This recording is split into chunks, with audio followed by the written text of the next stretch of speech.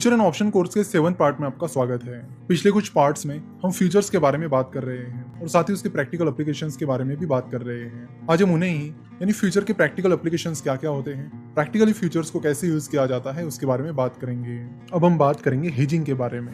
चलो तो समझते हैं कि हेजिंग क्या होती है। हेजिंग यानी रिस्क को मिटिगेट करना, यानी रिस्क को लिमिट करना। जैसे कि आम जिंदगी में जब हमें लगता है कि कोई चीज रिस्की है तो हम उस रिस्क को मिटिगेट करते हैं कोई इंश्योरेंस लेकर। जिंदगी में कई सारे तरह के रिस्क होते हैं। कुछ रिस्क ऐसे होते हैं जिनकी रिस्क आपके हाथ में होती है, कुछ चीजें ऐसी होती है जिनकी रिस्क आपके हाथ में नहीं होती। तो जिन चीजों की रिस्क आपके हाथ में नहीं है उनको मिटिगेट करना सही ऑप्शन होता है। जैसे कि हम देखते हैं कि हमें नहीं पता कि कब हमारा एक्सीडेंट हो सकता है, इससे लोग एक्सीडेंट की इंश्योरेंस पॉलिसी खरीदते हैं। हमें नहीं पता कि कब हमें कुछ हो जाए और हॉस्पिटल जाना पड़े, इससे लोग हेल्थ इंश्योरेंस लेकर रखते हैं। और इसी तरह के अलग अलग इंश्योरेंसेस लोग लेकर रखते हैं। जनरली इंस्टीट्यूशनल इन्वेस्टर्स किसी स्टॉक में बहुत ज्यादा इन्वेस्ट करते हैं तो वो चाहते हैं कि उस रिस्क को वो मिटिगेट करें, क्योंकि कई बार हम देखते हैं कि अच्छे क्वालिटी की कंपनीज भी कभी कभार फेल हो जाती है। तो अगर कोई कंपनी बहुत ज्यादा क्वांटिटी में शेयर खरीद रही है तो वो चाहती है कि वो अपने रिस्क को थोड़ा बहुत मिटिगेट करे।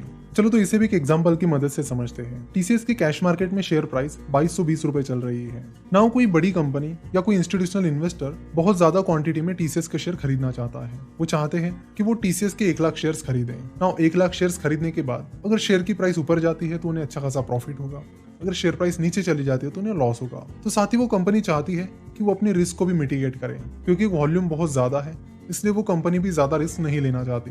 ना इस रिस्क को मिटिगेट कैसे करें, तो उस कंपनी ने इस रिस्क को मिटिगेट करने के लिए टीसीएस के कुछ फ्यूचर्स को शॉर्ट कर दिया। उस कंपनी ने डिसाइड किया कि वो टीसीएस के 1 लाख शेयर्स 2220 रुपए की प्राइस पर खरीदेगी और साथ ही इसी प्राइस पर उन्हें टीसीएस का फ्यूचर कॉन्ट्रैक्ट भी मिल जाता है। तो वो चाहते हैं कि वो टीसीएस के 25,000 शेयर्स इसी प्राइस पर शॉर्ट करें। तो जैसे कि हमें पता है कि जब आप किसी शेयर को शॉर्ट करते हो तो जैसे उसकी प्राइस नीचे जाती है आपको प्रॉफिट होता है और शेयर प्राइस ऊपर जाती है तो आपको लॉस होता है। जबकि नॉर्मल केस में यानी कैश मार्केट में जो नॉर्मल केस होती है उसमें जब शेयर प्राइस ऊपर जाती है तब आपको प्रॉफिट होता है और जब शेयर प्राइस नीचे जाती है तो आपको लॉस होता है। तो यहाँ पर 1 लाख शेयर्स खरीदे गए हैं और 25,000 शेयर्स उसी प्राइस पर यानी 2220 रुपए की प्राइस पर शॉर्ट किए गए हैं। नाउ ये शेयर प्राइस 2220 रुपए से 2230 रुपए हो जाती है तो 1 लाख शेयर्स पर 10 रुपए यानी 10 लाख रुपए का प्रॉफिट हो जाएगा। वही उन शॉर्ट किए हुए फ्यूचर्स पर आपको 10 रुपए का लॉस हो जाएगा। और आपने 25,000 शेयर्स शॉर्ट किए हैं तो 25,000 multiplied by 10 is equal to 2.5 lakh. तो कैश मार्केट में 10 लाख का आपको प्रॉफिट हुआ और उन शॉर्ट किए हुए शेयर्स पर आपको 2.5 लाख का नुकसान हुआ। तो 10 लाख जिसमें से 2.5 लाख माइनस किए जाए तो आपको 7.5 लाख का प्रॉफिट हुआ। वही ये प्राइस 2220 रुपए से 2210 रुपए हो जाती है तो उन 1 लाख शेयर्स के लिए आपको 10 रुपए का लॉस होगा।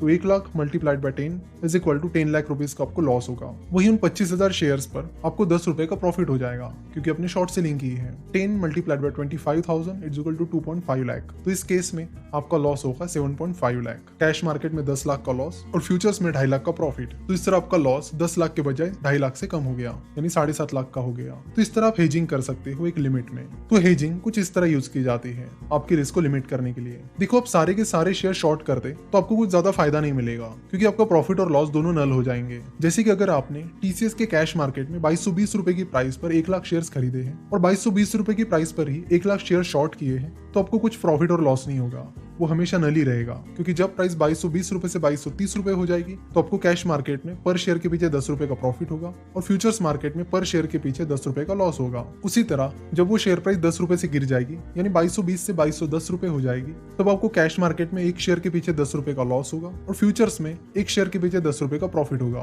तो अल्टीमेटली सिचुएशन नल हो जाएगी। तो आप सेम शेयर कैश मार्केट में खरीद रहे हो और सेम क्वांटिटी पर शॉर्ट सेलिंग कर रहे हो तो आपका प्रॉफिट एंड लॉस नल रहेगा, उसमें कोई सेंस नहीं बनता है। इसलिए जितनी आपकी क्वांटिटी है उससे थोड़ी सी क्वांटिटी आप शॉर्ट कर सकते हो यानी जो कैश मार्केट में पोजीशन है उसके अपोजिट पोजीशन ले सकते हो और अपनी कुछ रिस्क मिटिगेट कर सकते हो। तो आशा करता हूँ कि आपको शॉर्ट सेलिंग और हेजिंग दोनों चीजें समझ में आई होगी। आगे चलकर हम ऑप्शंस के बारे में बात करने वाले हैं जो कि काफी इंटरेस्टिंग है। सो वहां पर भी हम हेजिंग के बारे में फिर से बात करेंगे। आशा करता हूँ कि आपको वीडियो पसंद आई होगी। वीडियो देखने के लिए और हमसे जुड़े रहने के लिए आपका बहुत बहुत धन्यवाद।